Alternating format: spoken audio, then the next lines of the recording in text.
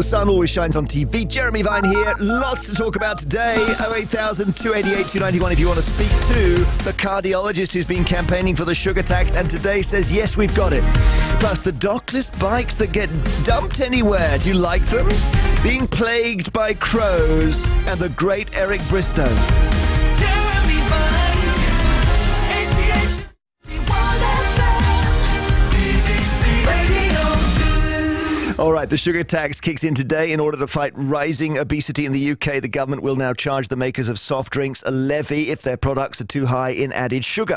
If drinks have more than 5 grams of added sugar per 100 millilitres, then the manufacturer will have to pay the Treasury 18 pence per litre. The charge rises to 24 pence if the sugar content is more than 8 grams. Let me explain this really simply. In a can of Coca-Cola, normal can, you've got 9 teaspoons of sugar. To avoid the tax, that needs to drop to 3 teaspoons. That's basically what we're talking about here. Most of the nation's favourite bottles of pop, like Lucozade or Iron Brew, won't pay the tax because they've moved their sugar content down and replaced it with other sweeteners. However, Classic Coke, Pepsi get more expensive.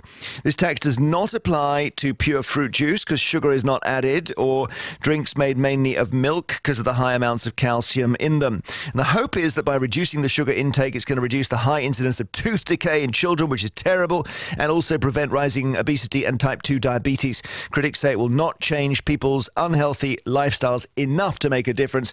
They say it's just another way to get money out of business. The charge is expected to raise £240 million this year. That'll go to breakfast clubs and school sports. So is this going to work? Are you somebody who likes that can of drink and you don't want the nanny state to make it more expensive? Or do you say, no, it's about time? Now, we're going to speak to Dr. Azim Malhotra, consultant cardiologist who you'll know has been absolutely at the forefront of all this. And today you're celebrating. Jeremy, I think today is a historic moment. I think this is the first step, real step, that's going to help reverse the obesity epidemic in the UK that is driving so much chronic disease and really crippling our NHS. OK, well, you very kindly say you'll take calls directly. So 08000 288 291 if you want a question, challenge, praise, Azim, whatever you want. He'll take your call.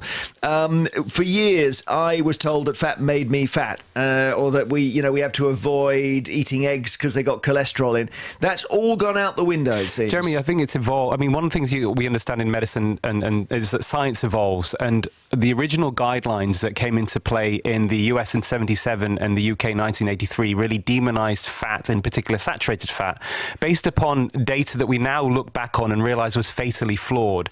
And actually, the reality is this, and I've analyzed this and written about it and published in medical journals, is that actually when it comes to weight gain, providing you cut out the processed foods, in particular the carbohydrates and sugar, eating fat, I tell my patients this is about as likely to make you fat as eating green vegetables is to turn you green. Now, when you look at heart disease, there was a misunderstanding that eating saturated fat in particular would raise cholesterol, and then cholesterol was correlated with heart disease. But it's actually much more nuanced than that. The cholesterol profile is made up of different things. So-called LDL cholesterol considered bad, HDL cholesterol considered good. Without overcomplicating it, overall what tends to happen for many people, there isn't much of an impact on cholesterol, and if there is, it tends to raise a good cholesterol.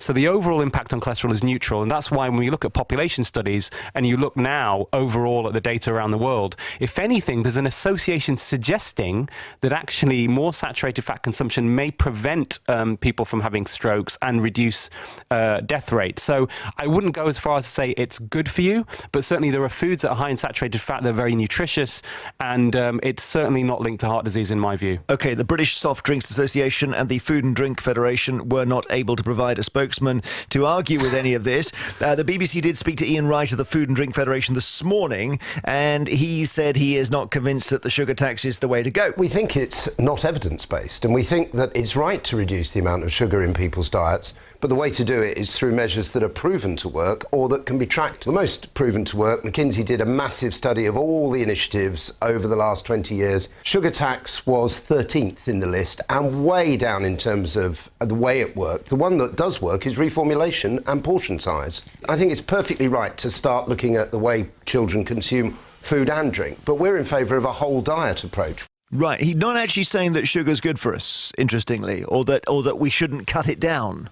Yes, absolutely, Jeremy. I think that's great progress, to be honest, because for a long time, as you know, the food and soft drinks industry and their spokespeople used to talk about stop demonizing sugar, stop demonizing this nutrient.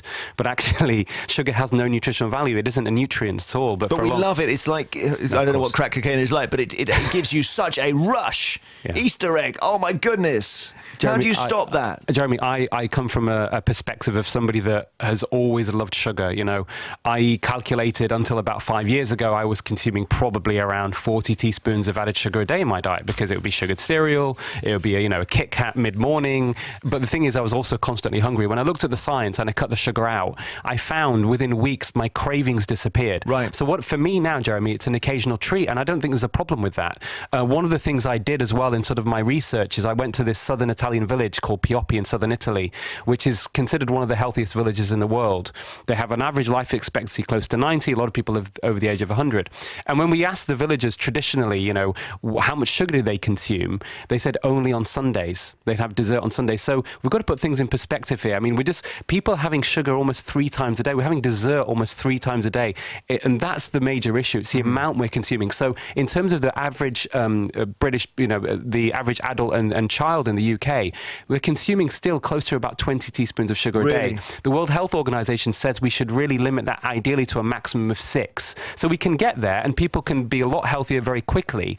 And the impacts on health, Jeremy, is very, very rapid. That's the thing. It's not a long-term impact. In terms of risk markers, within weeks, if you cut sugar out of your diet, you'll see that. And I see it in my patients all the time. Yeah, John Gaunt, a fellow broadcaster, was just tweeting that he had gone on to some, well, you'll know more about this than me, he went on to some kind of sugar-free thing. Was it the Pioppi diet? Yeah, he said he was partly inspired on the book that I wrote, The Pioppi Diet, and what I did was we really brought together all of the extensive independent research that we analysed and tried to match that with this secrets of this village. And essentially, the real sort of message is to cut out processed foods. Interestingly, when you look at processed foods, and what was really disturbing for me, which I learned recently, even I was shocked by this, there was a report put out recently that showed that looking at processed food consumption throughout Europe, and Britain came out #1. The average Brit is consuming 50% of their diet from processed food, Jeremy. And when you look meaning bread and pizzas, or that kind of stuff, junk food, stuff that didn't look like it looked when it was grown. Absolutely, and packaged food. And when you actually analyse what makes up most of that processed food, it's starch and sugar.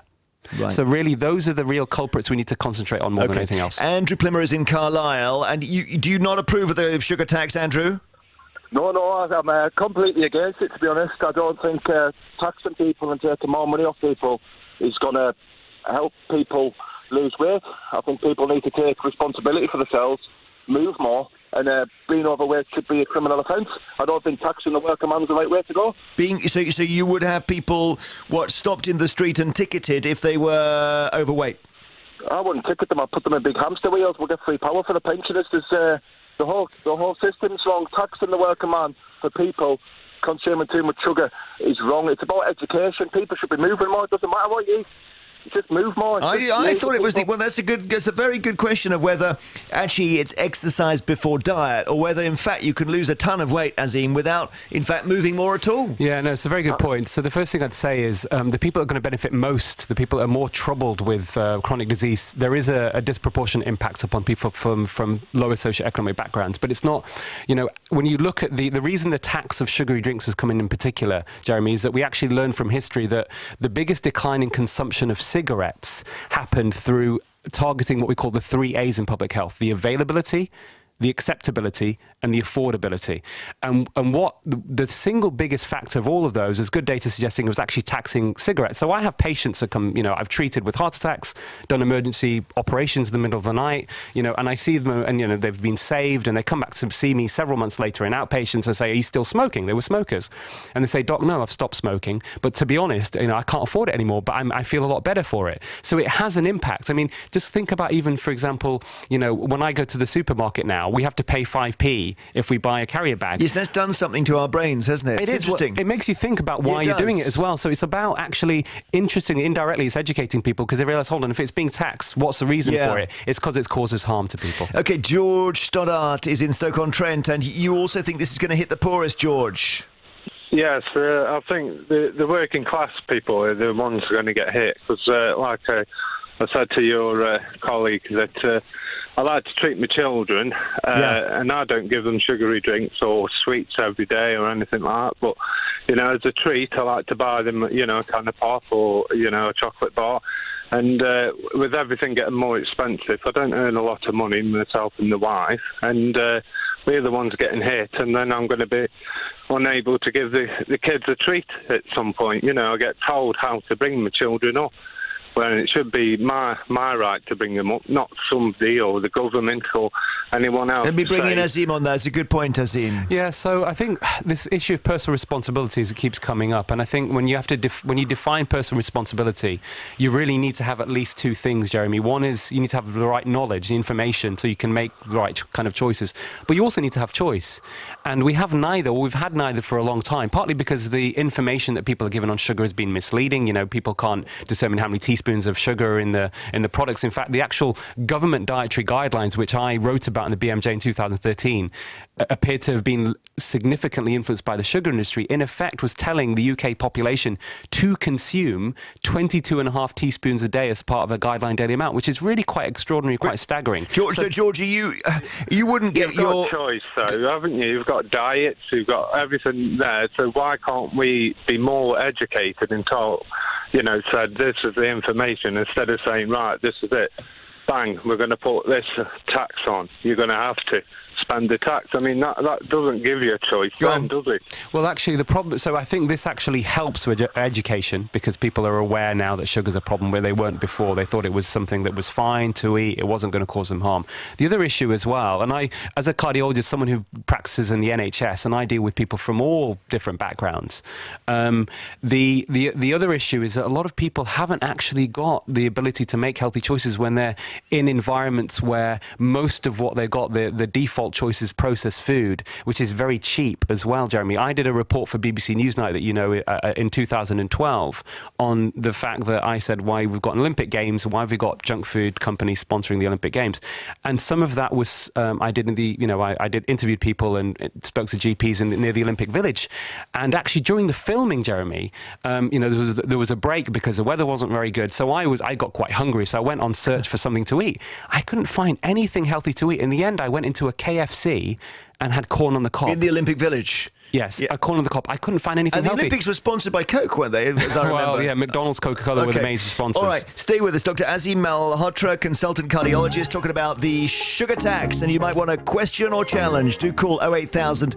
288 291. A big day, sugar tax coming in, and one of the foremost campaigners for it is the cardiologist Azim Malhotra, who is with us, taking your calls, I'm pleased to say. Let's go straight to Joe Tunstall in Ellesmere Port, because you've absolutely in your own life know the truth of this stuff, Joe. Yeah, I had an heart attack on the 25th of June last year. Right. And basically, I've never drank, never smoked, so it was a massive surprise. But my sugar intake was absolutely appalling when the dietitian sat down with me, because she couldn't understand why I'd had the heart attack and whatever. But then when I described like 6 sugars in a big mug of cup of tea with a chocolate biscuit, about 10 cups of tea a day or more, 10, 20 cans of Coke, nipping into Greg's, Sayers and all things like that. Yeah. It was my diet. I mean, the only fish I ever ate before had batter on. So it was from a chippy, but now I live on fish, rice, boiled potatoes. I still have the odd treat and whatever and that, but my point more than anything to the doctor, who's doing a fantastic campaign, is it should be taught in school as part of the curriculum. It's basically how bad your diet can be, and it's no good the government putting a sugar tax on thing. If they take the tax and they spend it on re-educating people, but 8-year-olds and 10-year-olds should have a study instead of religion or geography or something that you hardly going to use when you leave school. Are you certain that the sugar... I've just been looking at the how much sugar you were taking in. If you say 10 to 20 cups of tea, let's call it 15, with 6 sugars in each, that's 90 teaspoons, and then you've got your 20 cans of Coke, so I make that... Well, there's 9 teaspoons in each, so that's 180. So you're 270 teaspoons of sugar a day, and you think that's what gave you the heart attack? Yeah, but and also I was a taxi driver, and I'd have a Mars bar going to the airport, Right. kind of Coke to keep me awake, a couple of bags of Haribo, and I was an absolute sugar fiend. And I mean, but with not drinking and not smoking, you think to yourself, and I was very fit. I played football till I was about 45, 50 and whatever, and I was quite fit at school and whatever. So, but when I went into the, well, I got an air ambulance. I was driving down to Cornwall for my holiday. Went into the air ambulance, got there. and I was 12 stone 6. And when I came out 9 days later, I was 9 stone 4. And I've not touched that sort of intake of sugar since. So my interesting. Can't believe. Okay, let me just go. That's very interesting because I'm 12 stone 6 as well, so it's a very interesting way. And so let me just go to Azim on that. Heart attack caused by sugar intake. How does that work? First of all, Joe, can I just say, well done, mate, for cutting the sugar out of your diet, and it's a great story that you've got there, and it's very powerful. These sorts of patient stories do make a big impact on people. So yes, absolutely, Jeremy. So when we look at the risk factors for heart disease, and I wrote something with a couple of very eminent international cardiologists recently in the British Journal of Sports Medicine, we wanted to shift the paradigm in the understanding what causes heart disease. And the number one risk factor is something called insulin resistance. And insulin resistance basically builds up over time from actually consuming too much sugar and processed carbohydrates. So that's the number one risk factor. The other interesting thing is you don't have to be overweight or obese to suffer or have a bit risk of heart disease or have a heart attack. So I see many patients that have a normal body mass index, but actually the biggest risk is not so much the body mass index, it's your waist circumference. So that kind of visceral fat, you know, and you see the kind of something called the toffee, the thin on the outside, fat on the inside type of what we call phenotype in appearance, essentially. So it doesn't surprise me. But, you know, what's very interesting is it's never too late to change. So one of the things I do with my patients is say, even if they've had a heart attack, your lifestyle changes now, even after having a heart attack, is more effective in reducing the further risk in the future than any drug we can give you, and that too without side effects, Jeremy. So I think that message needs to change, that really we need to really push lifestyles at the forefront of managing many of these conditions. Thank you, Joe. And Joe's saying it should be taught in schools. David Williamson in Northallerton, what do you think? Well, I've been listening to that, and I'm like the other gentleman. I've never drank alcohol. I don't smoke. I do enjoy regular Coke. No, I don't drink to the same excess as the previous caller. I might drink maybe 5 tins a day. I've been doing that since 2008. I'm very active. That's 45 teaspoons of sugar a day. That's just in the Coke. Okay. Yeah, I've never put any weight on now. I run, I think I keep fit. And what I notice is if I eat lots of the saturated fats, though, I do put weight on. So anytime I want to go running, I will cut out saturated fats. That's obviously the pasties, the chocolate, everything like that. And but I still continue to drink Coke, and I've done that since 2008 on a regular basis. And, you know, I'm very fit. I'm very, very active. Well, let me just pass you on to Azim. Yeah, so there's a bit of misconception there about what saturated fats. People think it's the sort of pastries and cakes and chocolates. Actually, that's processed carbohydrate predominantly. When we talk about saturated fats from unprocessed foods, butter, cheese, you know, meat, eggs, that kind of thing, it's not a problem. Now, what I would say is you can't outrun a bad diet, Jeremy. So there's a very eminent sports scientist in South Africa called Professor Timothy Noakes. He'd run 70 marathons in his career. He was actually the man who was considered sort of the guru behind carb loading before running marathons. He wrote a book called The Law of Running. And he hit about 60 and started to get type 2 diabetes despite the fact that he was running. And he was a little bit overweight, but not massively so. And he then started to realize, look at the science, that actually, even if you're exercising and you have too much sugar, then you're still increasing your risk of type 2 diabetes. And if it doesn't hit you now, it will hit you soon. All right. Thank you, David, for your call. One more. Wendy Becker-Legg in Shrewsbury. What would you like to say to Dr. Malhotra? Oh, hi. Yeah, my issue is what they're replacing the sugar with. Like the aspartame, it's in absolutely everything, and it's about choice and responsibility. It's about going into a shop and being able to choose a drink with sugar in it and knowing that it's sugar, because you know what you're buying with sugar. I've just got the problem with all the chemicals that they're... Well, you raised a really important question, Wendy, and lots of people are asking this. So Azim, help us here. If it's got a sugar replacement like aspartame, which even the name sounds sinister, should we worry? Jeremy, I think it's a very good point. And I think Wendy raises, I agree with Wendy, we should be concerned. The part of the issue about getting off sugar is also unsweetening or sweet tooth. And artificial sweeteners are not going to help you do that. So you're still going to crave sweet things. Yeah. So I would treat it, for some people who really struggle, who going to probably think they have sugar addiction, I would see artificial sweeteners as kind of like methadone for heroin addicts. So actually, my advice is avoid it altogether. And I think the science is emerging that's going to show that artificial sweeteners are actually detrimental to your health as well. Because they trigger the same fat storage mechanism. Absolutely. Insulin, appetite. You know, there are some studies that suggest actually you consume more because the artificial sweetener makes you feel hungry. And we're trying to actually get people's appetites under control. As I say, you know, you can tell people to eat less. You can't tell people to stop feeling hungry. hungry. So the question is, what's making you feel hungry? And artificial sweeteners, I think, one of those factors. Thank you very much indeed for coming in. A big day, and written a book called The POP Diet. If you want more details of what Dr. Malhotra is recommending, consultant cardiologist Dr. Azim Malhotra's campaign for a sugar tax, and it came in today. Thank you. Thank you, Jeremy.